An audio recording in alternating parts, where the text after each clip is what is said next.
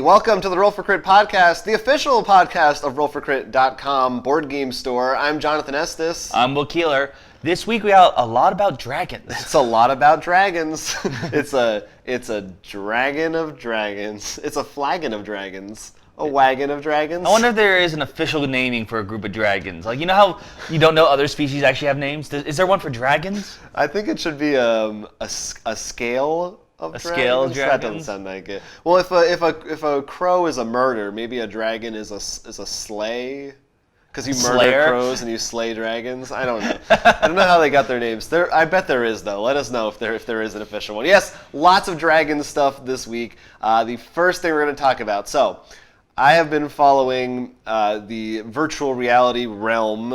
For good reason. For good reason, and then in about a month, the Oculus Rift will be released to the public. Which includes him, including since you me, were part of the public. And they just announced this new game called Dragonfront. We'll show a video for the trailer. And basically, it's a Hearthstone-style card game. If you're familiar with Hearthstone or Magic or Yu-Gi-Oh or any of those, watching this video, it'll look very familiar to you. The main difference being, of course, this isn't virtual reality. So there's kind of a grid. There's a 4x4 grid, and that's where you place your creatures, your battlers, whatever they're called in this game. Mm-hmm. And you're going to be able to, look around your table and see things in 3 dimensions, and there will be lots of different types of cards you can collect. There's different creatures, different factions, and so on and so forth. But by and large, it doesn't look like anything groundbreaking. Like, to me, it just looks like Hearthstone. But apparently, from the people who have played it, who have tested out mm-hmm. what it currently is, they said it's actually pretty fun. The reports have been pretty positive. And I think this is something that I think is interesting because I think we've talked about board games and virtual reality a little before, but we're really close now. We're really close. And this is one that definitely I think most people would look at and think, and perhaps rightly so, I don't know, why do I really need to play Hearthstone in 3D versus on a computer screen? What's the big difference? And I also thought it was interesting. They originally designed this game. They made it on actual cards before they translated it to a virtual or to the 3D realm. Which is cool. I do think there's many points to look at this, and I think the first one we should look at is one you sort of asked, and I think this is interesting because before, I admit I haven't been following the VR nearly as much.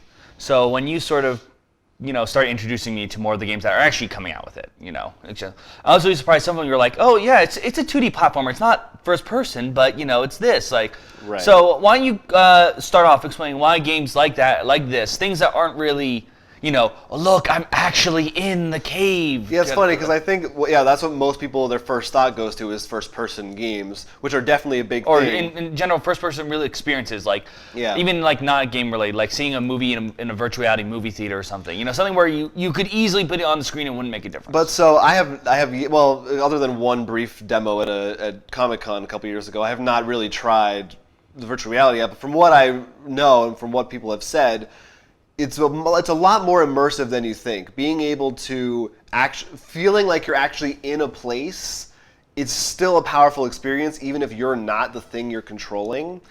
And I think where that would come into play in a game like this is the fact that when you're playing against someone online, it feels like you're at a table and you can look around the table and you can actually see your opponent like on the other side of the screen. And when you put something on the field, it moves. And I think that will add a lot to the experience. No, I mean, while I didn't pre-order the thing, mostly because I throw my money at so many other things, because I'm a bad person, I do think VR can bring a lot of... This is where I'd be a lot more interested in seeing when I see... how we see like the Ticket to Ride app. I mean, sure, that was fun when you guys were playing on the tablet. I probably would have loved doing it too, but I was driving at the time when you guys were doing it. Being able to do that with VR, I think, could be a really cool experience. In particular, I think certain games would be really awesome and shine in doing so. And definitely, if you haven't guessed, these are probably the more thematic games. Like, I mean, playing just with the Dead of Winter app that has the voice that doesn't tell you everything is a big thing. I remember actually when, and card games are obviously, the PlayStation Move, I think, not Move, but PlayStation 3, when it had the camera, had a card game where you'd play on a table, but the camera would see the card. Right. So on the screen, a little guy would pop up. And I think that would be really cool if the VR could do that much more without the physical card game base. And I think that would be definitely cool. I mean, I'm sure plenty of people who are Yu-Gi-Oh fans would die to have that, It's that reality come to life, sort of. Right. Or I'm trying to think of other. I mean, every fantasy card game I feel like has a thing where it's like a hologram. Well, for me, the things I think of that I would really love this for would be, the 3 or 4 of us who get. Probably we know would get the goggles, whatever version would be like. Want to play Arkham? Sure. This expansion. Deck's already made. Doesn't take an hour to set the game up. Right. There's certain games which I think the setup type actually hurts the game significantly, and I think that's where VR can think. Like, not even if the fact if we see Cthulhu Tentacles or anything, we could just see a table with all their same cards and everything, but the fact that that's there. Yeah, and I think. Regardless of long-term enjoyment, I think at the very least in the beginning, just the novelty of putting on goggles and being like, "Wow, I see a board game," even though there isn't one there, I think will be really fun. No, if I can speak.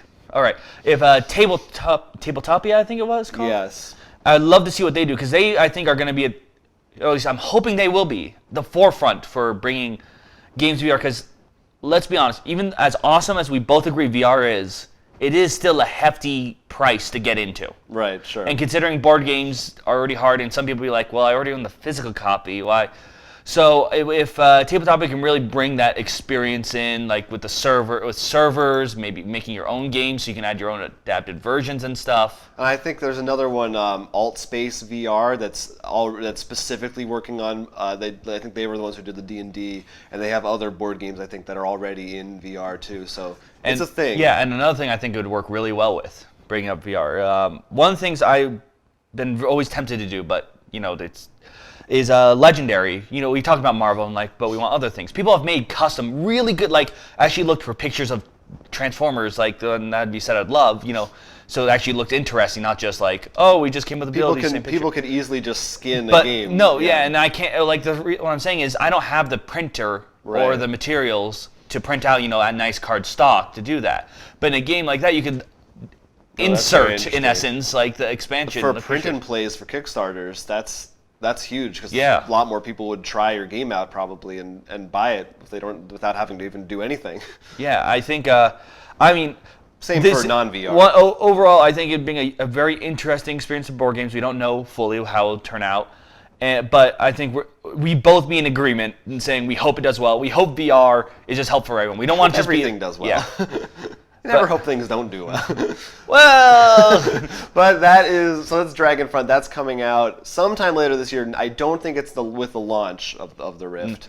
he'll let you know because he'll actually be able to play it. And it is, at least at launch, going to be exclusive, but it may even come to just PC later on, possibly. And they also haven't said whether or not this is free to play, but I'm sure it's going to be the same model as Hearthstone. I would be shocked if it was not. Well, I mean, I would consider, from my small experience playing it, not because I didn't like it, I do think the model is actually, in terms of a free-to-play model, I think it's one of the ways it's done right. It's fair.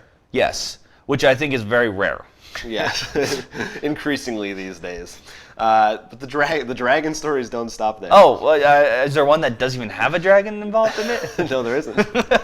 Now, we have been talking about time stories a little bit on the show. It was on one of our lists for the top 5 games of the year. No, it was actually I believe it was your number 1, and I didn't put it on my list because I didn't feel like I played it enough. It was honorable mention. I will say this, after the times we have been playing it, it's definitely on that list. So, and there's already 2 expansions that are out for it. The third one is being released just in the next week or 2. It is called Prophecy of Dragons. What's the first? There's the Marcy Case and the...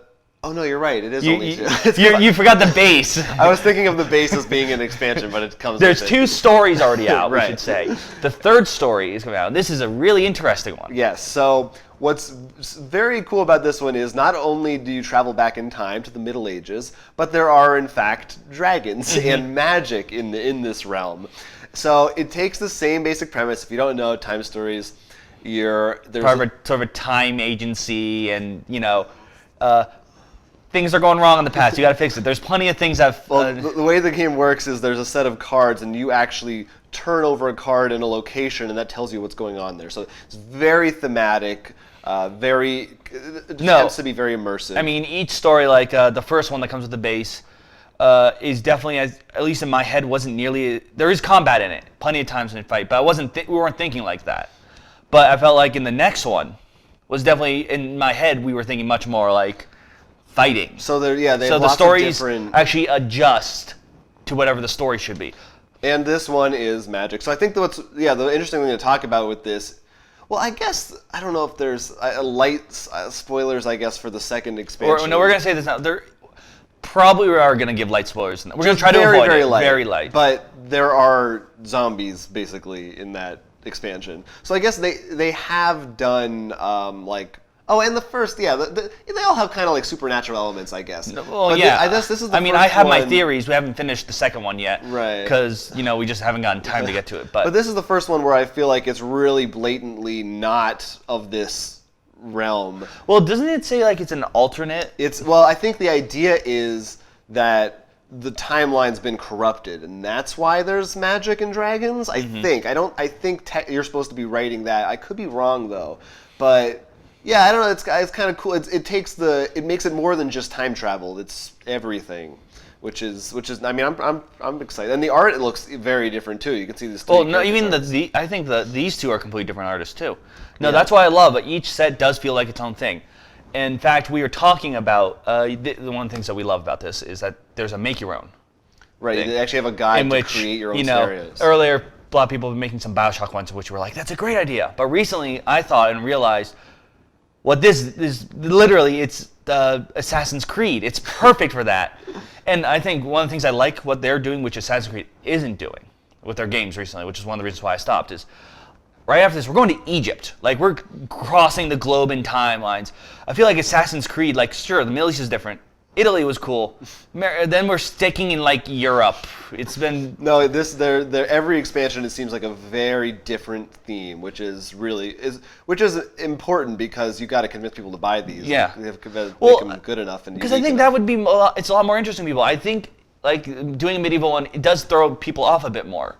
And then doing an Egyptian one would be cool. I think they should look into doing all the odd, like they should jump to India then next, or places which people aren't just used to going into. And hell, I even make deals like we found this weird timeline, and then you actually visit maybe the lighthouse in Bioshock, or maybe an Assassin's Creed. Like, they can fit that. I think it'd be really. They probably won't do that. No. But I mean the actual idea of it like jumping around a lot more. Yeah, you could do to anything. throw people off. Yeah. So you feel like each expansion is its own game. But we definitely need to finish Marcy Case before the next week before this. Well, I think we can because we were. It's like a one-sitting game, pretty much. I mean, we did it once. We played one time. Yeah, but what we did that one, I feel like we got a lot done. I think my problem is compared to when we played the first one. I felt like that one. Like, what did we find out? This? I'm ready for dragons. I want these dragons. So that should be good. That comes out, I think, March 10th is the official release date.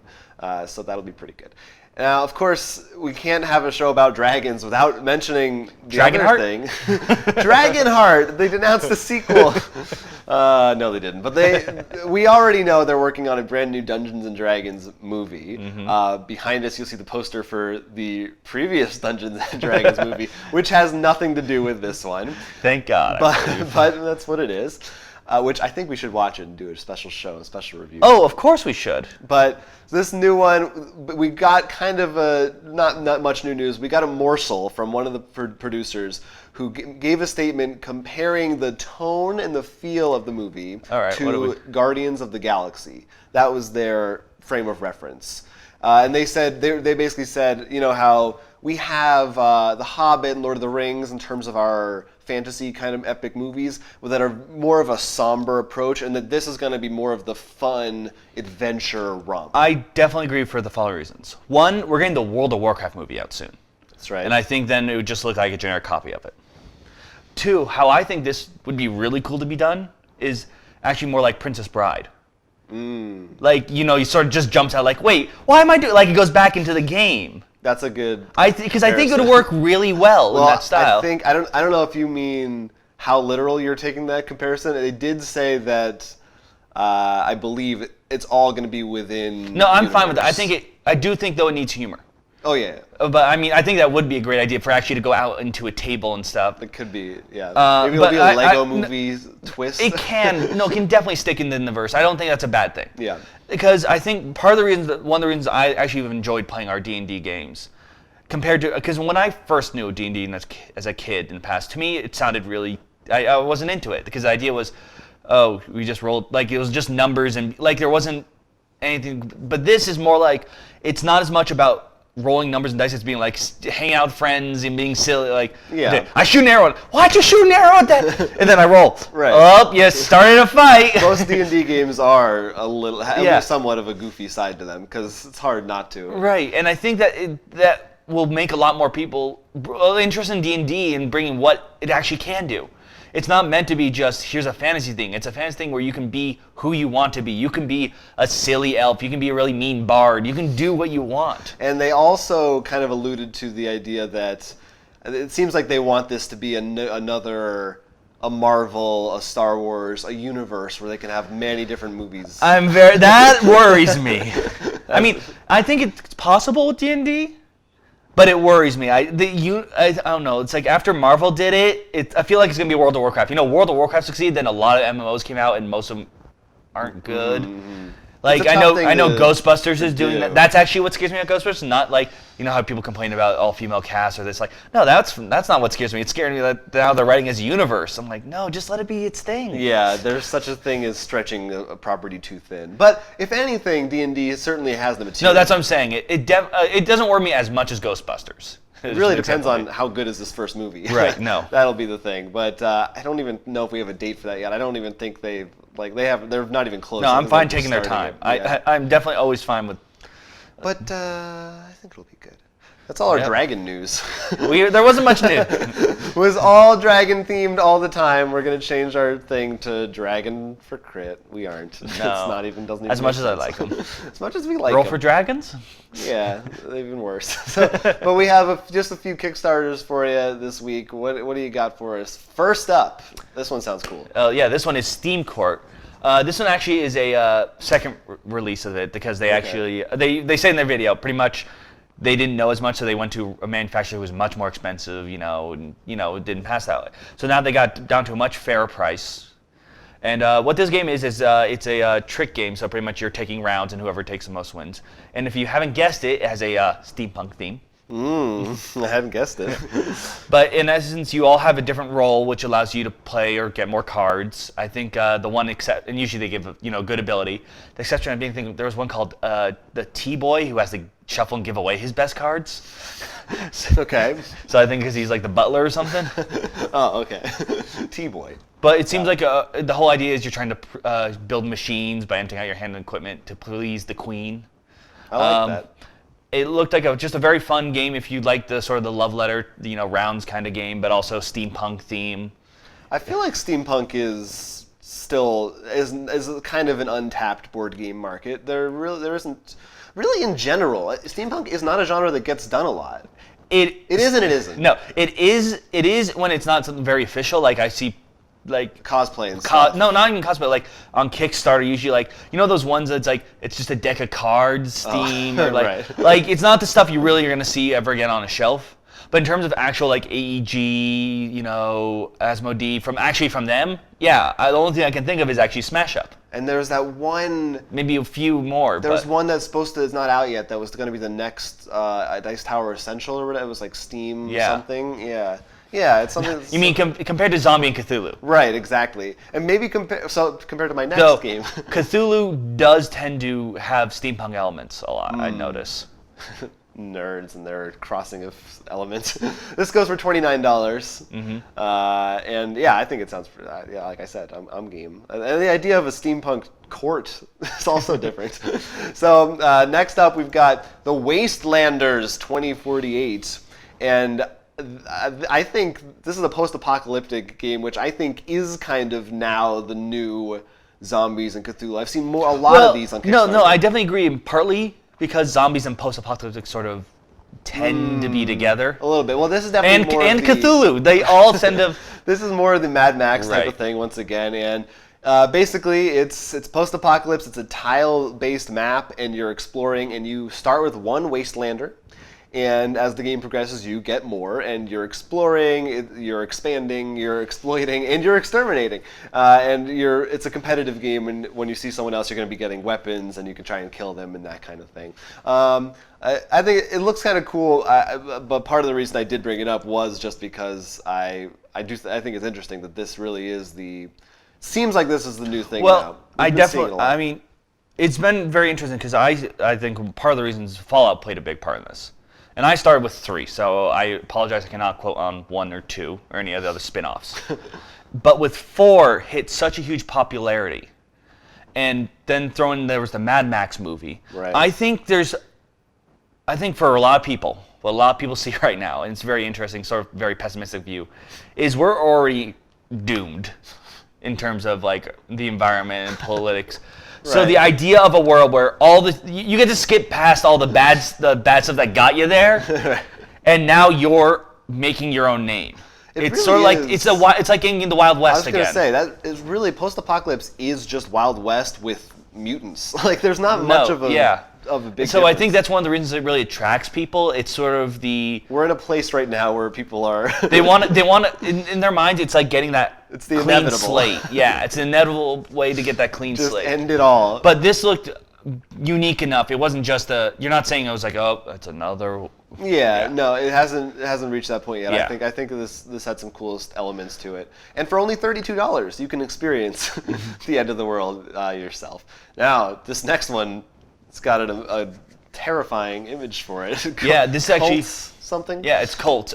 This is actually a reprint of I think 1991 or 3. I'm mixing. You got to know, because that's a big difference. Yeah. In essence, the idea is humanity lives in like an illusion world that like they can't see the hell, and like pretty much we're in a prison, so to speak, of this like is all the bad stuff. A role-playing game. Yes, it's more like a horror-based role-playing game. Okay. The idea being you're actually part of the people who can sort of, it's like you're in the Matrix, like but not machines, more like devils, zombies, monsters like that. Okay. And the idea is you're sort of the people who can you start seeing the reality. You know, the madman in the subway actually starting to make sense. You know, your neighbor doesn't appear as human as you think. You know, it's sort of this. You realize and trying to find the history when humanity was, much more powerful. Find out what happened trying to escape this So hellhole. the real world doesn't have monsters in it, but our Matrix world does, or the other way No, around? it's the other way around. Like Other way around. everything seems fine, Oh, but we think it's normal, but there are monsters. you open your apartment, you Okay. look at your neighbor, and then the Okay. face just or something. Okay, that sounds pretty cool. I like that. I thought it looked like a really interesting take. Horror. I'm always interested when something comes to horror because I really don't feel like we see it enough of it, and just in general, done well. Especially in RPGs, it's a very interesting genre to tap into. It's like the survival aspect. You can really get into it having only like 3 bullets. I think it plays a lot more, or at least I think in a more sense, playing on people's own fears and own reactions. Because in some times, you just got to make sure you do it right, and I think this seems to do it a lot better. Like I know we did the Fantasy Flight End of the World. I don't know whether it's just me, but it sort of turned out to you guys just doing your own. Like it wasn't really a scary for you. Like right. It wasn't you guys surviving. It was more like you guys are. It still felt like more like you're taking names. So that way, someone's like, "I'm just gonna defect to make it interesting," which pissed a lot of people off. Yeah, it didn't seem to. It wasn't focusing really on the horror aspect of it. Or at least maybe it was a scenario. Oh, kind of, but yeah. I mean. It was But I know I really wanted to play. You're excited about was it 12 candles? 10 candles. 10 candles. Which is our Kickstarter RPG that I backed. That's you die no matter what at the end. So I think this is maybe a good balance of maybe keeping that horror idea, Right. and I like that idea. The illusion definitely and I like it because it wasn't saying like you automatically you're not Neo right off the bat. It wasn't like you've broken out. It was you're starting to see it. So you can fun. really do a lot of like play around with people getting like, did they see a blur or was it nothing? It's like Eternal Darkness with the sanity effect. I know. So I think that could be a lot more interesting for. So that you can get the digital version of that for Mm-hmm. $25, or like a nice retail Hardcover. physical copy, yeah, for $60, I believe. Then last, we're going to take a complete 180 from that and talk about the Butterfly Garden. In case you got too scared from that picture. Don't get scared. The Butterfly Garden is a very simple game. It comes from the designer of Biblios, which seems fairly popular based on our experience. We haven't played it. But basically, you have butterflies in your hand, there's butterflies on the table, and each round, different cards will tell you which colors of butterflies that you need, and you take turns trying to go first and trying to get the butterflies you want to collect for your jar and get the most points. Super simple. I just thought it looked kind of neat, fun concept, and it's only $15, which is As you can see, it's right there. Yes, it's right there, only $15. So if you like Biblios or you just want a simple, fun butterfly game, I don't know, I might check it. For $15, I might check it out. I feel like all the Kickstarters we talk about now are $90 miniatures giants. So I mean, I don't blame them. yeah, that's it's successful. So hey, they should do it. God bless them. That's all our Kickstarters. But now as promised last week, we have some viewer comments and or questions that I'm going to bring up this very second. So first, we played Patchwork Playback. Right. One of the things that we talked about that we liked was the mechanic of how whoever's behind goes. Right, it's just like Tokaido, is it? I always mix it up. Tokaido was another one, Yes. I believe, that we mentioned, or No, it's Tokaido. I always mix those two up. That's why I always have to pause. Roy Valstar, that's a name, pointed out the game Glen Moore. We haven't played, which is it's a Scottish-themed kind of land building. I'm intrigued. Farming kind of thing. But they said that has the same type of mechanic where the last player can keep going, and it becomes part of the strategy where depending on what you do, you might want to take a smaller action first. Then no, I definitely think it's interesting. It's interesting. I think it's a really good balancing mechanic. I mean, we probably said all this stuff before. I mean, most of my experience does come from Tokaido, and I got to say I really do love that game because it definitely is a lot more especially with placement of things. You're like, and I think it actually matches the theme of Tokaido. When you're last, you're like, I could jump in there, but first maybe I'll go visit the hot spring, Right. And then yeah, it got a little more relaxing. So maybe we'll check that out. If there's any other games like that, let us know. WWE is not punk rock. Wants us to do a playthrough of Ancient Terrible Things, which I think you actually have. I just got it because I backed the Kickstarter for their new little expansion. In fact, that was on our shelves. Not now, because we change it every month. That's but probably just why before. they said that, because they saw it in the background. I'm guessing. Yeah. And I know earlier someone asked for Study in Emerald. Which we're going to get to. Yeah, this will be out right around, we thought it would be appropriate to be right around St. Patrick's Day, because of green. And hopefully we'll actually be able to talk about the old edition with it. We're only going to show the new one, because that's the only one you can really get now. So. Right. But I mean, maybe later on we'll do the old one. But so we're going to look forward to that. Yeah. And then hopefully we'll get to this too. Yeah, we'll get to everything eventually. And they also recommended if we ever do an RPG, the RPG called Fading Suns. Interesting. Which I looked up is like a space opera type. Ooh, that sounds right up your alley. Thing. Yeah, that could be cool. So maybe we'll see. We do want to play more RPGs and stuff on the show. Rapture's Demise, still my favorite YouTube name, had a really good suggestion that I really liked. We did Codenames. That was our newest playback, which is really fun. Check that out if you haven't seen it. They have a suggestion for how they can play Codenames, which is instead of... Do they actually play it this way? Or they said they actually play this way. Okay, I wasn't sure because I was a little confused with the way. Instead of using... The rules are the same, but instead of having the grid of words of the cards the game comes with, using Dixit cards as the names that people have to guess. Oh, wow. Yeah. That's great. So oh my God. You could do a lot more with that. That's crazy. That's such a good idea. I know, we got to try that. Oh my God. Literally you get their code names like Mysterium and Dixit all into one box, and it's like, but the best thing is it's not just, it's the box you can bring to almost any event and almost everyone will love. No, it really goes to show you the genius of Dixit, and that there's so much you can do with those cards. There's just so many That reminds me, a webcomic I think we usually post on our news, and we enjoy a lot, Teeny Wooden Pieces. Tiny, not teeny. They recently released a comic about Mysterium, which I laughed because it pretty much captured what happened. The guy was like, I'm going to give him a clue. I'll give him the mouse with the top hat. Because the policeman has a hat. Yeah, I'll do that. So he gives him the clue, and the guy's like, huh, and they say that. Like, maybe it's the policeman because yeah. And then someone goes, wait, look in the background. There's an abacus. That has beads. The nun's thing has beads. Yes, that's it. That's totally it. We're so good at this. You see him behind the screen just... Because that's exactly how you feel. You're like, this has this. Surely they'll get that, and they do. But then also they swerve around it. So check out Tiny Wooden Pieces, and also check out Codenames. And thank you for that suggestion. And finally, this is really cool. We talked about the Kickstarter game Fog of Love. Well, the designer of Fog of Love, Jacob Jaskoff, commented and thanked us for mentioning the game. They're happy with the positive reception, and I recommend reading the comments. Kind of long, but they had some interesting things to say about, not that long, interesting things to say about their experience with having a game on Kickstarter, and that a lot of the big publishers didn't want to take it in, but that with Kickstarter it really gave them a chance, and now it's been really successful. No, we'll leave a link to the comment below, but I mean, yeah, I feel there's definitely a lot. Not just in board games, in any industry, people, the big companies think that it's not worth the risk because they have these weird views on what's popular, what's not. Usually because it's at least 5 years behind what is currently interesting.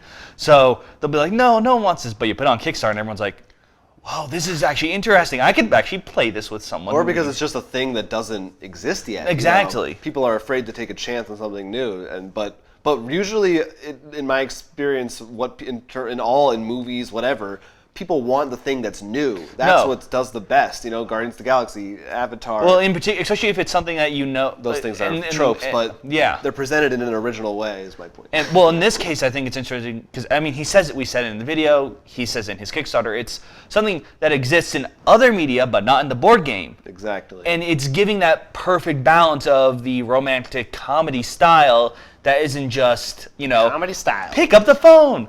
Bobby says he likes me. Like some half-assed, Hasbro, Yes. Obviously. It's like a real game. Yes. Yeah. So check that out. We're still fans of it. Now, that was our viewer mails. Please feel free to comment and send us emails because we'd love to hear from stuff like that from you guys. Just a couple games we want to talk about that we played. Play sessions. First up, we got to try out Cosmic Encounter with the latest expansion. I think it was the first time we actually used this expansion. Yeah, Cosmic Dominion. We noticed we are very lacking on Cosmic Encounter, which is really weird. That's why it's on our 10x10. This was a step in our 10x10. Was it on our 10x10? It was. Oh, I didn't mark it. I did. Oh, okay, good. See, it's got a mark. I don't remember that being on our 10x10. It is on our 10x10. So we played Dominion. I think the game went more or less the way Cosmic Encounter games often do, which is completely crazy, than the way different from always. But I don't know. We could talk just a little bit about the roles. I definitely think in this expansion, from what I saw with people, was these new aliens are, and I definitely mean this pun, are out of this world. Like their abilities are crazy. Well, this is the fan-made expansion, right? And so I think this is definitely the one where after so many cards, people are kind of really turning things on their head as much as possible, which definitely happened. No. And overall, I think all some of them were great. I took a risk, and definitely the risk did not work out with mine. But I still think it was a good card. So what did yours do? Mine was I can put one of my own plants into the void, and it counts as. But my problem is I don't have any other abilities otherwise. Yours was interesting because it didn't seem to affect anyone but you. I would take a colony from you guys if you land on my planet, but that didn't happen until the game was ending. Also, the thing in this game that happened you got attacked every turn! But I was involved pretty much every single round of the entire game. Like, my color was never not chosen. And there were times when, they had to draw a new card, and it was me again, or the person who with the most cards, and it was me again. So I liked that. I was like, I get to play the game every round. But I loved everyone else's abilities. I do think it was crazy, the one, and of course, I think probably because the person who got it, I think it was the judge or something. The judge who pretty much, he made, because the person had it, he said, I'm going to win the game in 5 turns. Basically, and I think our mistake was not. We aligned way too much. We didn't go after him. I think we should have punished him more. But I had a lot of fun. I'm glad we got to play it. I definitely too. want to try more of it. I don't want to try more of the other species. I definitely regret not using the other one because he was really interesting. It was the Illusionist, I think was his name. But I mean, my guy had a little submachine and he get to put his planets. I got to create planets in other people's systems. No, so that's why I loved it, because you were the explorer and I was like the Voyager. I felt like mine was like the cheater card because there were so many. Or no, maybe it was the one I Also, didn't we'd like to pick. note, that's your alien. Oh, that's he who was. Yeah, it was that. So I felt like I had to pick him. He's the mascot. No, I thought his ability was really interesting and fun. Yeah, it was pretty good. And then I wish it happened more with me because it would have been hilarious. Because if you put something in my system, I would have been like, I'm not putting into the void. Right. Yeah. And like you don't have it anymore. So that was fun. We recommend checking that one out. And then we went to another old favorite, still space-themed, Battlestar Galactica. There was a lot of yelling this. And again, this was our first time playing with the Daybreak expansion, which I think is the newest one. I know they had one that came out just in the last year, and I think it was this one. And then this one, your end goal is to get to Earth rather than Kobol. So, and it also adds 2 whole new ships, one of which we didn't even come into play in this game. Right. It was the Cylon ship that didn't even happen. The Rebel Base Star. But I think almost all of us were using new characters, and Yes. a lot of new cards came up. What I think was interesting in this playthrough is it had 2 very unique things that almost never happen in our playthroughs. And I don't think it's because of the expansion, significantly. Okay. The first one, we had a lot of executions. Successful executions. Yes. Not only that, the Cylon player executed the other Cylon player. Okay, so yeah, this happened. Was this before the sleeper phase or after? After. So I think he didn't know the other Cylon was a Cylon, right? It was a shot in the dark. He just wanted to execute someone. He wanted his power because he was the admiral.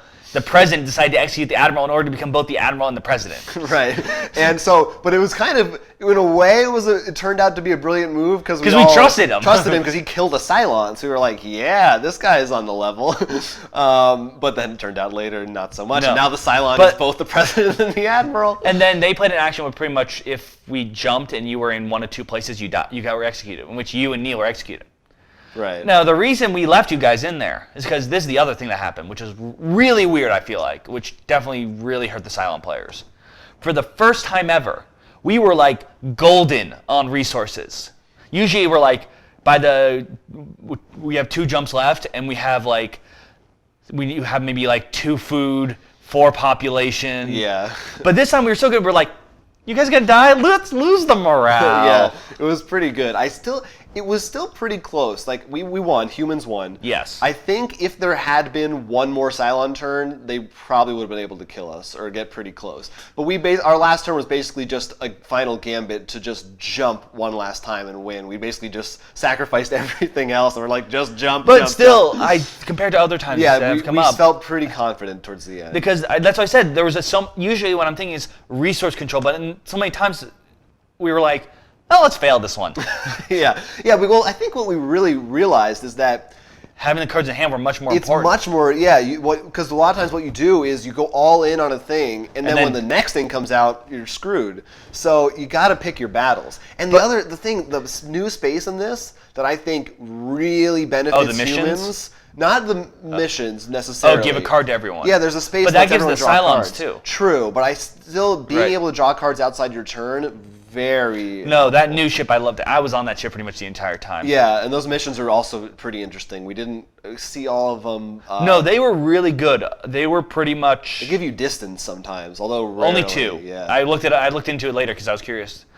Because that's pretty much what I was doing. I was on that ship trying to get those. Right. Those missions were, which I really like, because those are the ones where you do feel like you were talking about. You don't feel good about throwing everything in.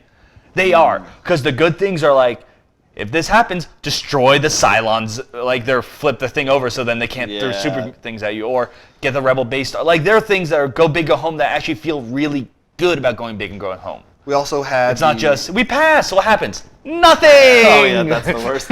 We also had the mutiny cards, which was the new thing, which were interesting. I didn't get to experience them that much. They actually aren't that bad. I thought there'd be penalty. The penalty is just having them. Right. You want to use them to get rid of them, because if you have too many, you go to the brig. No. Which I think is I think the ship kind of helps humans, and that's supposed to balance it a little more. But using them actually still helps. Yeah,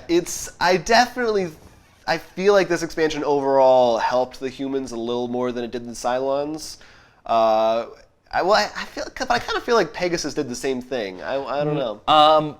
I feel like Pegasus definitely helped.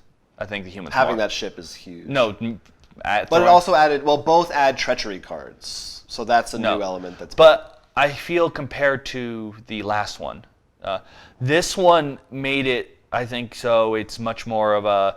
It's either going to really help humans or really help Cylons. Like I think that's the thing. I think Daybreak makes it so.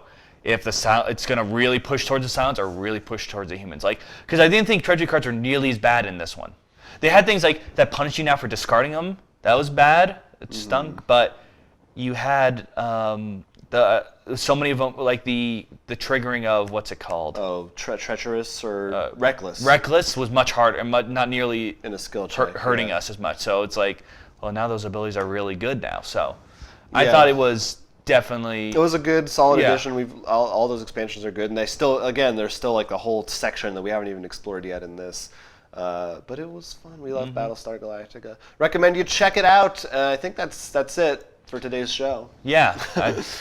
So if you want to try out the games we talked about, we have them for sale. Battlestar, Cosmic Encounter, all these expansions, right on our website, rollforcrit.com. If you aren't on board that boat, get on board it. Here's some simple ways to do it. One, just scroll down a little bit, not much, like what? Like just 2 clicks? Yeah, maybe. And just hit that subscribe button. Really easy. And then of course leave a comment, maybe respond to anything we talked about. Then also, I would love to hear if people also just have suggestions for segments they like that we do on this show, segments they think we should add, any kind of thing like that. I want to hear that kind of stuff. Of course, the next easy way is through our email, rollforcrit@gmail.com. Very simple. Very simple. So simple. And then, of course, same method. Unless you want to leave a little bit of a shorter message, you can tweet us. Yes, at rollforcrit, or our personal Twitters on the screen. There's also always the audio version you can check out and subscribe on iTunes, etc., etc., etc., etc. We'd love it if you did. Otherwise, it's been a fun dragon-filled adventure. We look forward. Dragon in space. Dragon, space dragons. There's our title, maybe. We look forward to more stuff next week. Until next time, I'm Jonathan Estes. I'm Will Keeler, and this has been the Roll for Crit podcast.